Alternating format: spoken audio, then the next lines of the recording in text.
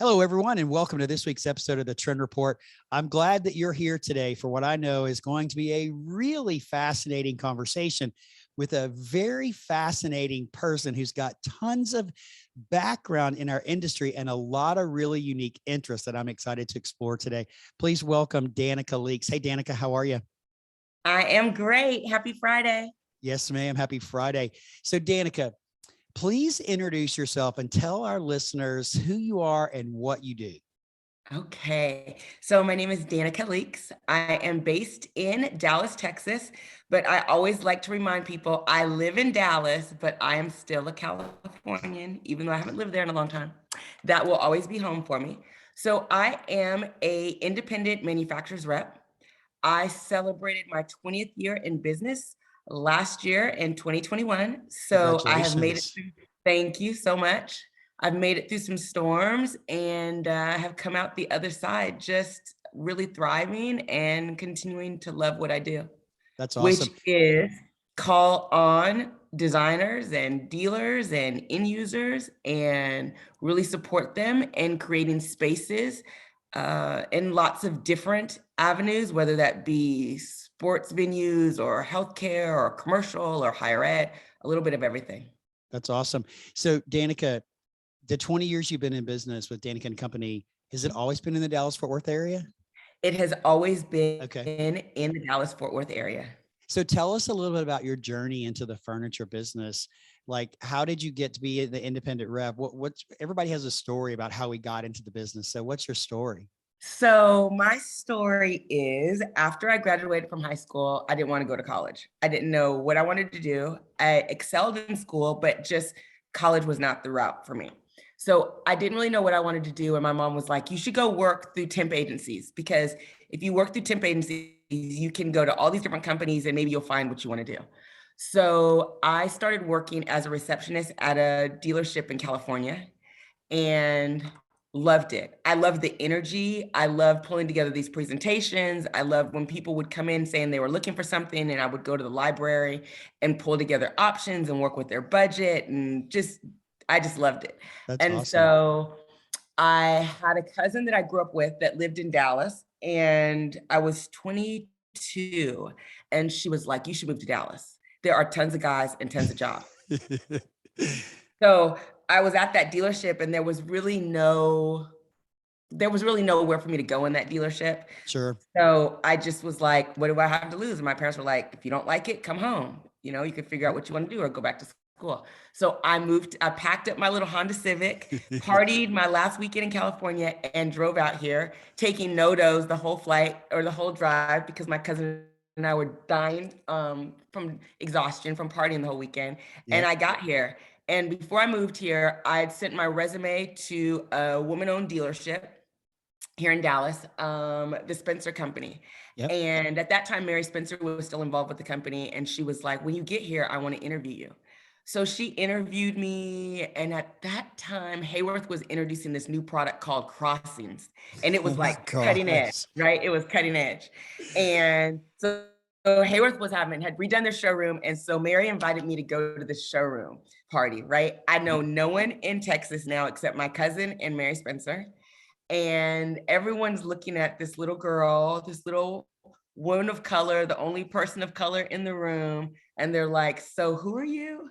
And I'm like, I interviewed with Mary today. They're like, so do you work for Mary? I'm like, no. Long story short, I didn't end up working for Mary because I had no sales experience. So I Uh, ended up working for another dealer. And then after being at that dealer for a while, I reached back out to Mary and I was like, hey, do you remember me? And I was like, I want to talk to you. So long story short, Mary ended up hiring me. I worked for Mary for a little while. And then I worked on a really high profile project here in Dallas with a rep that had a main case good line. And he was like, you should be a rep. And I was like, I don't have any sales experience, because that's what everyone kept telling me. You don't have any sales experience. And he's like, you don't need sales experience. He's like, you are great. Like, you're so personable. People are going to like you. You're a person of your word. You work hard. You're smart. Like, you just have to build relationships. And so I was like, I don't know. And he owned a rep firm out of state. So he literally came to Dallas, worked with me for like a couple of weeks, and then went home and just left me in this showroom in Dallas to do my thing. That's awesome. And yeah, and I did my thing, and he was right. I think that I am the perfect combination of personality and work ethic and all of that to be a rep. Okay, but And let's so, also add something into that. Okay. Danika has a style. You've got your own flair and your own style. Even if you're watching on YouTube, you know exactly what I'm talking about. Bright yellow earrings look really cool. Wonderful oh, and look at my glasses. little yellow ring. Oh, that's right. Yeah, there it is. So, I mean, you got your own style. So you got personality, you got work ethic, you got drive, you got industry knowledge, and you got your own style. And I really appreciate that. I want to go back for a second. So you met Mary Spencer, who I met a long time ago because I used to work at Hayworth. And I worked at Hayworth when Crossings was introduced. Yes. Talk about a product line that was 20 years ahead of its Yes, time. it When was. you think about what's going on in the world today and collaboration and movement and all that. Yeah, Mhm. way ahead of its time. So very interesting how Way our ahead of its paths time. always, everybody in our industry, our paths are intertwined It's some like, way. what's that, 6 degrees of separation Yeah, or whatever, but I feel like in our industry, it's like 3 degrees of yeah, absolutely. separation. Everyone knows everyone, and, you never wanna cross any bridges. You just never know That's what door correct. is gonna open or who's gonna be on the other side of that phone call or email or, That's right. whatever. It's so important. And, I really enjoy our industry. I always have. I mean, I fell into it very much the way that you did. My first job out of college was working in a budget furniture store. And I mean, right out of college into it, and I never left. And so we won't talk about how many years that was. Those of you that listen, you've heard me say these numbers and they hurt my head. But anyways, it was a long time ago. But Danica, I have a question. Is something that you just mentioned. And it's something that I find really interesting. Our industry needs to recruit new and young people in a really big way. And unfortunately, too many people in our industry look like me, Mhm. and we need to solve that problem. But I'm curious from your perspective, why is it that in our industry we've not been able to recruit minorities into our industry? What's been the barrier of entry there? I just think that people are doing their thing and they're not worried about other people. That's what I think. And I think one of the initiatives that I have taken over all the craziness of the last couple of years is that I really do want to tech and help that next generation. I've spoken to senior classes at UNT, Wade Design College. I just did a virtual introduction to kind of our side of the business at a Skyline High School, which is like an arts magnet school Yep. here in Dallas. And I think when I think of the people that spoke into me and encouraged me and believed in me Yep. even before I believed in myself, I want to be that same person to someone else that looks Sure. like me. Yeah. When I walk into a room, and I'd like to say now that there are a lot more people of color in our industry, Yes, but ma'am. when I walked into a room for years, I was the only person, which was always a good thing for me in that everyone always remembers me. Yep. I have this bigger than life personality. People laugh at me because they're like, we never know what your hair is going to look like. We always know you're going to have on yellow because yellow is like my signature color. You're always going to have that great smile. But I stand out in a room because I'm one Yep. of the few, if not only, people of color. So I think it's just now we're more aware of it. And I Yeah. think that people are, just thinking a little bit different about diversifying our industry and bringing other people in because Yep. it's not an industry that people talk about. Like when No, someone asks, what do you do? When you try to explain what you do, then they're like, so you what? Like yep. they don't really understand They it. don't get it. They don't get it. And so I think that it's just each of our personal responsibility to reach out to younger people of all different backgrounds and all different socioeconomic backgrounds to tell people about this amazing industry that we're in that creates, I mean, it kind of joins together hard work and entrepreneurship and corporate and creativity and just like I said, creating really great Yep. spaces that people want to be in. Absolutely. And I think one of the things that I think is the most powerful about what you just said was every one of us has a responsibility to introduce our industry to new and to young people, because Correct. this is a really fun place to work. That's a great And place. we need new people coming in. We need young people coming in to be part of this amazing industry. And I fell in love with it very similar to the way you did, with just like, I remember the first time I was working with the designer. I didn't know Jack. I didn't know the difference between laminate and veneer. And she was helping me with a small little project. And we were leaving and she turned around and she goes, "Look at that." And I went, "Okay." She goes, "We did that." And I sat there for a minute and I went, "Yeah, we did do that." And to me, that's one of the best things about this industry is we can step back and look and say, I created that, or I helped create that. I Mhm. contributed to the way that space looks. And that just feels really good. And then if you get bitten by that bug, then you find yourself walking through hotel lobbies or, you know, hospital lobbies, turning chairs over to see who made it, because that's a really cool piece of furniture, right? Listen, I was at the movie theater a couple weeks ago, and I was like, "Oh, I have a standard at this movie theater." I'm like, "Those are my chairs." And I walk over and I turn over the chair, and I'm like, "Oh, this is a knockoff of my chair." I'm like, "No wonder why I'm not getting any more orders. Somebody's knocked off my chair." I mean, so it's crazy. You walk, you're like, "Oh, that's a so and so chair," or you see a commercial and you see like one of your chairs in a Yep. commercial. It's just crazy. And it can be wall covering rep, it could be a carpet rep, it could be a paint rep. Like we all are Got to always like, do "Oh it. my God, look at that." Like it just, you just think that you're affecting someone's life, right? When you walk into a Absolutely. space a day two after they've moved in, and maybe you did, like I did a student union at a university here in town, and I got to go back in and see these students and how they were engaging with the design and the furniture and the textures and the way, the function of the furniture and the aesthetics of the furniture. Like that's a really rewarding experience to look at. It's like my son and I are about to start going to look at colleges. He's going to be looking at colleges, and I'm like, I'm going to be looking at the furniture, trying to figure out what they're doing and if they have good furniture or what kind of environment. I mean, it just, more than anything, Sure. now I think people want to be in spaces that they want to be in, Yes, right? I agree with that. It's like work now is a destination. It's not just a place where you're working. It's a place where you need to be encouraged. You need to be um, taken care Inspired of, is a great word. right? Inspired, taken Inspired. care Yes. of. Yeah. There's Yes. a lot of things about the built environment that have taken priority or are rising in priority with people that are furnishing them, including mental health and well-being. Collaboration spaces are a huge rise now. Safety, more than anything, has risen to the surface in the last couple of years.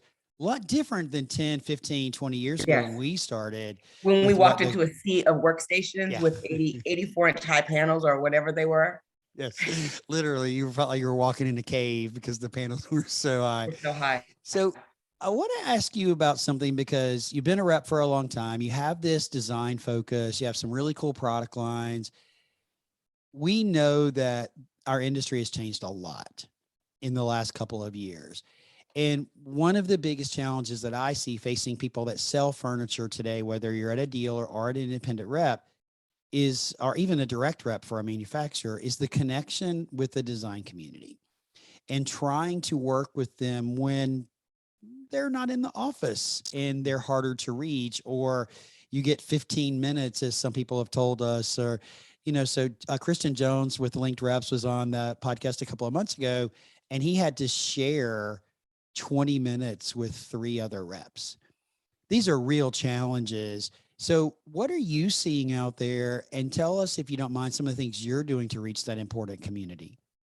So I think one of the most important things that I did is a few years ago, I started working with a business coach Mhm. that's not in our industry. Yep. And she's Us amazing. coaches were good people, good Yeah, for you. Good for you, by the way. yeah, she's amazing. And I remember she was trying to get me to go to this weekend retreat. And I was like, how much does it cost? I'm like, what am I going to get out of it? I'm all about the return on my investment and my time.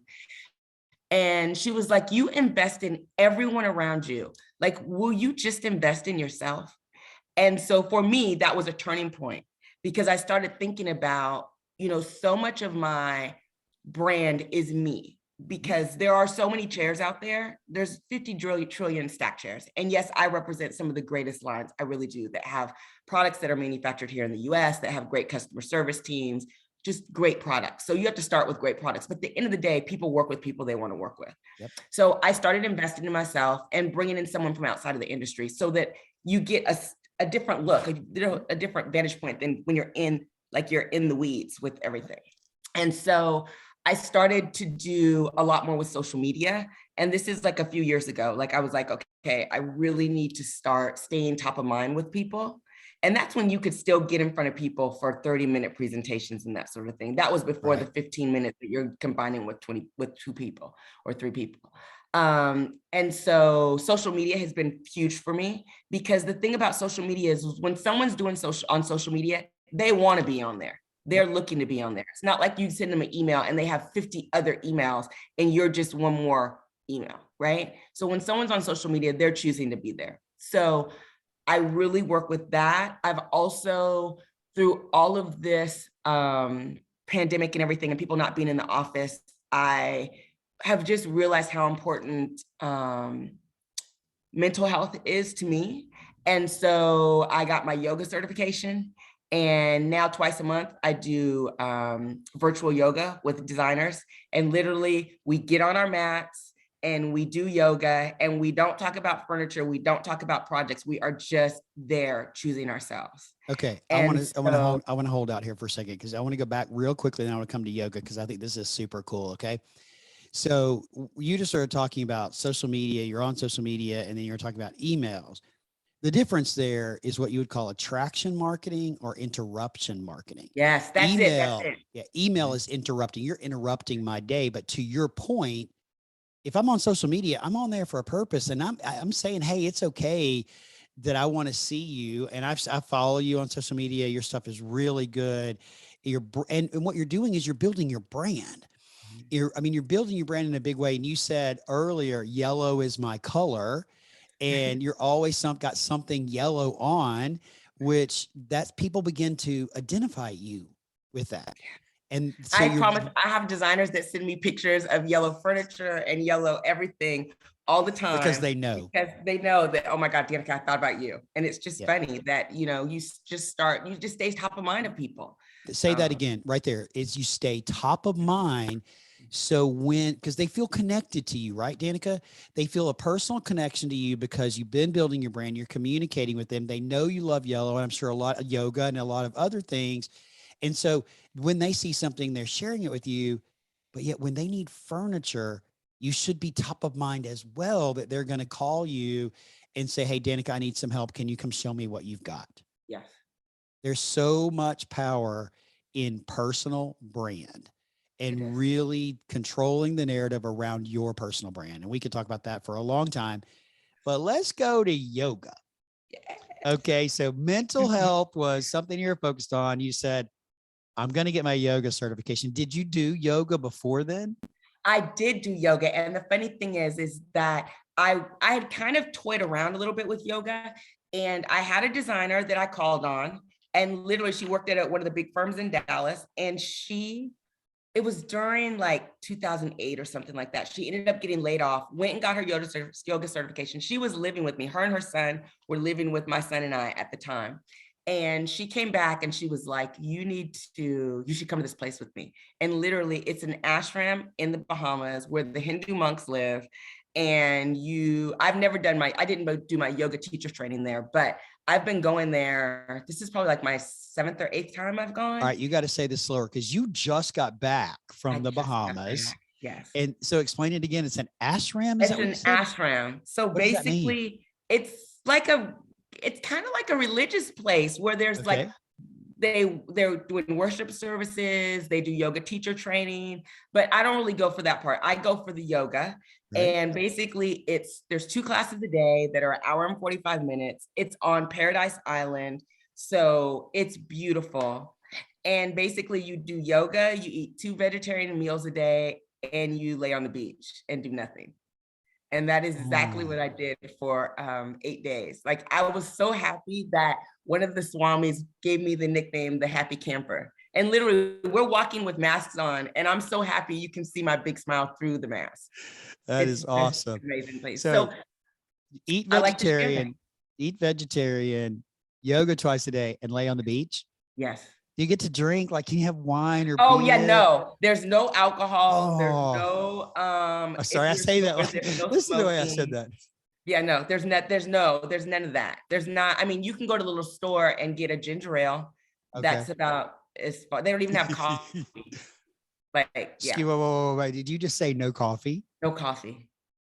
Okay. But there's You a little, had me in the beginning. but there's a way to get around everything. You know, I'm one of those people that follows the rules 90% of the time, so that the 10% of the time that I don't, I get away with it. So there's, Okay. you know, if anybody wants to go visit and they want to figure out how to get their coffee, they can let me know. I'll let them know. Like, it sounded really, really good till you said no coffee. So There's a way oh around my everything. goodness. All right. So you took all this skill and what you learned about yoga, and you decided, let's do yoga with designer. So you're doing virtual yoga. I'm doing virtual yoga twice a month. I also have come into dealers and done classes at dealers. I've also gone into design firms and done yoga at design firms, because I think more than ever, as people are coming back to the workplace environment, employers and everyone are realizing how important mental health is. You know, you have to provide an outlet. You know, people move around in our industry so much. And I think that people really, to keep good people, you have to do things a little bit different and out of the box. Yep. And I think providing programs like virtual yoga or in-person yoga. I also got my chair yoga certification. So if you don't want to do a full-on lay on the ground yoga class where you're changing your clothes, I've literally come in, I've partnered with one of my manufacturers, Source International, and I have these great little yoga towels that I give out. And literally we sit on a chair. Of course, I use a Source chair, and I'll talk about the chair at the end of class, but literally they're interacting with the chair as they're doing the yoga. And we can make it like a 30-minute class. And again, you're sitting there in your clothes.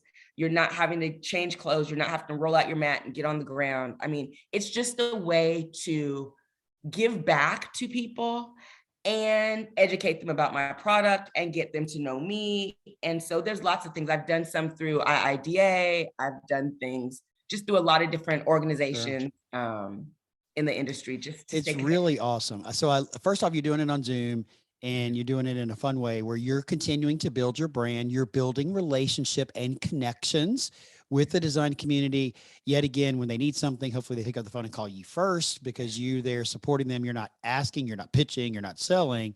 But then you're doing chair yoga. And I love how you're incorporating things into this. You went to Source International, one of your partners.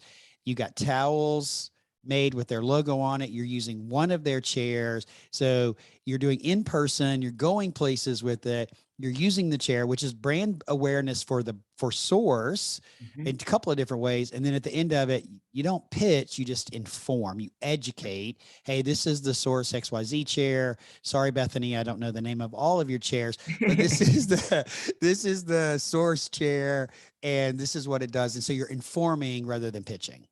Yes. So Danika, I think you could actually do something to educate people on personal branding, because you have really been doing it very, very well. I really try. And this is the thing, for me, like I am who I am. Like I'm a little bit crazy, you know, sometimes you might call me. Like the other day, one of my dealers called me and I thought she was my girlfriend. And I'm like, why are you talking like that? Because her voice was different, right? And she was like, why do you keep saying that? And I'm like, but why are you talking to? And then I was like, afterwards, like, oh my God, I thought you were someone else. I just am who I am, right? I don't really have a filter. Like who you see me talking right now is who I would be if you saw me walking on the street. Sure. Uh-oh. And I think that people need honesty and transparency with supply chain issues and everything else going on in the world. People know that they can trust me. Like when I say something, you don't have to worry about, well, did she know what she was talking about? Or what, you know, is that going to be what the case is? I really just try to take care of my people like I would want to be taken care of. At the end of the day, people do business with people at the end of the day. Right. That's as simple as it can be. We all sell brands. We all sell different products, but people do business with people. And when you develop and you focus on your personal brand and you lean into your strengths and you leverage your weaknesses to get better, then you're growing and you're building your brand, and people will remember you and people will know who you are, know what you stand for. And we are at the era and the age of personal branding. It is so critical. And I tell my clients all the time, if you're not controlling your personal brand and you're not out there and you're not saying what it is you believe in or the things that are important to you, then somebody else is. Right. Somebody else is. And if you're not going to control your brand, then go ahead and let them. And I would say that's any other brand out there. They're talking about you. Maybe not directly, but if you're not standing up saying who you are and what you do, your competition is. And it's so important to lean into personal branding and to really learn about it and the pillars of it. So most of us that understand personal branding, you have a color palette, right? Yeah. And you have your PMS numbers and all that kind of, I do too. I got my whole, it's up there on the wall back there behind me. I mean, literally, but it's important. It's really important because it makes you recognizable. Mm-hmm. And people remember you. And that's what it's about, is being remembered. Yes. Because there's so many, it's not like back in the day where there was like, a handful of lines that everyone was using. There are new lines every day. Like, I'm like, where did they come from? I've never even heard of them before. Like, where are they, what? And I think now more than ever, like having manufacturers that are based here in the US that are not importing things from all over the world is important, Sure. There's just things that were at my foundation, working with privately held companies where I can get the owner on the phone if I need to. Those are the kind of brands that I want to represent. Yeah. And it's just really worked for me. And really, I think anyone that's interacted with me, I think my clients would speak and say, like, we can trust her, like we could trust her brands. And it's That's awesome. always going to be a little fun. It's always going to be fun working with me. Well, fun is important. Fun is really important. So Danika, when you think about the industry and what you've been through, what do you think and the road that we both have walked for a really long time, what do you think the future of our industry looks like?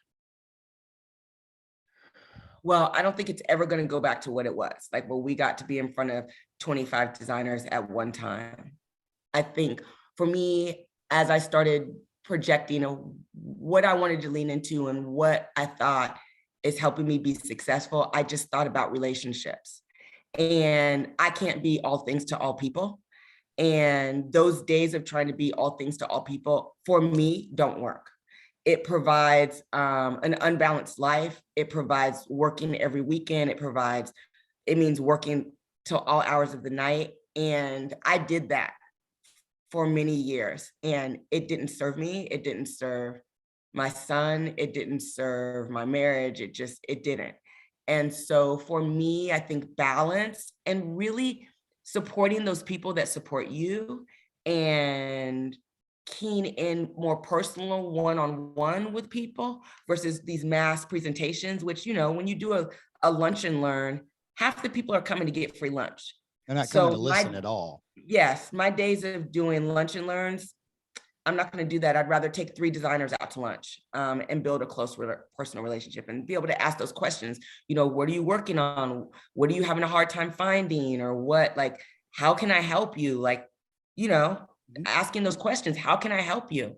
And I think even when I do, virtual presentations, I'm still doing virtual presentations. I asked them at the beginning of the presentation, like, tell me about the types of projects that you are working on. Tell me about what you're looking for.